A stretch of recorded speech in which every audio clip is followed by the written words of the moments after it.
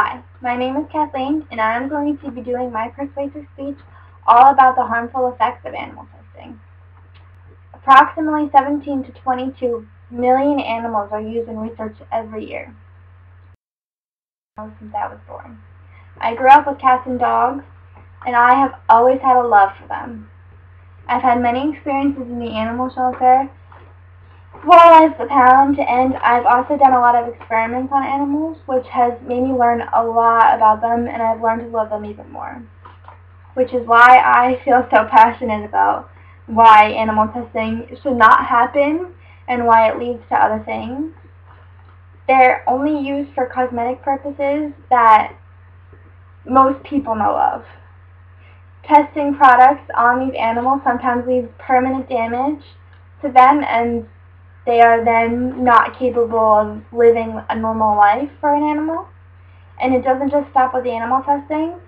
If you're going to let animal testing slide, most of the time they let the animal abuse slide too. And it leads to bad things. First, I would like to start with the cosmetic purposes that animals are tested for. Products are usually tested on animals basically to test what would happen if something was to happen to a person. What would happen if you were to get it in your eye? What would happen if you were to swallow it? What would happen if your skin broke out in a rash because of it?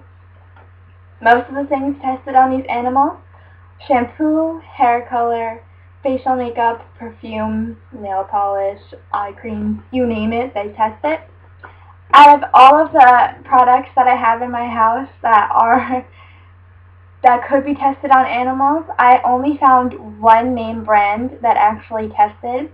It was actually Bath & Body Works, and it actually says on the little label on the back that it is not tested on animals, which none of my other products said that, so I was very, very surprised. Which means basically they're a big brand and they're actually sticking to the fact that they don't test on these animals. Many tests that are put on these animals for specific things is the skin and eye irritation test, which we've all been in the shower and gotten something in our eyes and it's burned. Basically, they are taking little baby rabbits and putting the stuff on their skin, chemicals are rubbed onto the shaved skin, or they're dripped into the eyes of these animals and they have no pain relief at all. Can you imagine that? You not having pain relief. Your eyes all red. Yep, nope, these poor little things don't have a chance. Many of these animals are only used for one experiment as well. Like, that one rabbit has that one test and then it's just shipped off to do something else. It's not okay. The second thing is 489,262 animals that were used for research in 2002 were used for research that was either painful or distressful. Basically, if they have 1 million animals in one research laboratory, half of them are probably used in painful experiments. 9 times out of 10, you probably have some type of pain in that experiment, regardless of what someone wants to believe. And basically, I have very disturbing facts that would prove that they aren't testing in the best conditions for these animals. Animals such as like hamsters and like mice and rats, they're all kept in tiny shoe boxes, and there's multiple animals in the same box, like cage. And basically, when you go for your one experiment, you go back in the box, and that is the only time that you are allowed out of your little cage. Animals like dogs, the cats, the primates, they're all kept in wire cages, but once again, they're only allowed to go out when they get their experiment, and then they go back in the cage. They don't ever see outside of the cage. Most likely no. 103,764 animals were made to feel pain that were not given anything to reduce their pain. So basically, these animals were forced with pain and they were not given anything. And some of them went through mild pain to severe pain. So you could have nothing, you could have mild, or you can have severe, and none of them got anything to deal with it. Which is basically, it's animal abuse in its own way, basically. As for their experiments that they performed on these animals that were messed up, basically in one lab experiment, animals were forced to breathe in cigarette smoke for 6 hours a day, sometimes longer, sometimes a little shorter, for 3 years in order to test the effects of cigarette smoke. Basically, they took an innocent little animal that would never have smelled smoke before in its life or ever, and they forced it upon it to prove the facts that cigarette smoke will cause tar, will cause breathing problems, and they just tested on these animals versus taking someone that actually already smokes and then testing these things on them. Doesn't make any sense at all. And most of these animals that are used for that one experiment are then euthanized after, because then they're basically tainted, or you can't do anything else. They will not live a normal life after that. So basically they are just killed after that.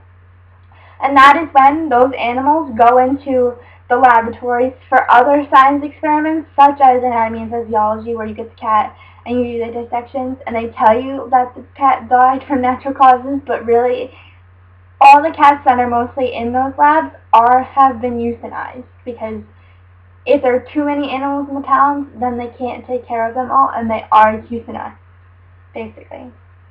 And a lot of these animals are exposed to things that humans wouldn't have problems with, such as, like, they get things like pesticides. We eat pesticides most of the time because they are put into our food. Hormones are put into our food, they are sprayed onto our food, and we eat them. And they are just injected into these animals, and they are causing different effects on them that are harming their body. The cosmetic ingredients, animals have different reactions to these things than humans do, basically. But on the plus side, many states have opted to have like an additional thing. Instead of having to dissect, you can take like a subduce like assignment and do something else that wouldn't make you have to dissect that animal for like that, to pass that class or to get that grade. And these states include Pennsylvania, California, Florida, Rhode Island, Illinois, Virginia, Oregon, New Jersey, New York, Vermont, and that's about it. That's pretty much, I think, like a couple of states that allowed it. And actually, not only is the U.S. to blame for animal testing as well, but a lot of foreign countries also have done a lot of bad things to animals as well. Basically, a shocking example of rodent research in Britain universities and laboratories. They have included severe viral infections of lungs without pain relief, addiction to megadoses of cocaine, baby mice enduring 28 days of painfully inflamed eyes after corneal grafts, and severed leg ligaments and inflamed joints with acute, then a chronic pain for 16 weeks without pain relief. So basically, they have done experiments on these animals and have just left them with devastation to their bodies, and there is no recuperation to that animal can endure. And lastly, the animal abuse part of it. Basically, we are letting these things slide, like the circus, puppy mills, livestock, dog fighting. I mean, for example, there was that guy that was on that sports team that did dog fighting, and now he's back on a team a couple years after being in jail. Normal people wouldn't allow that.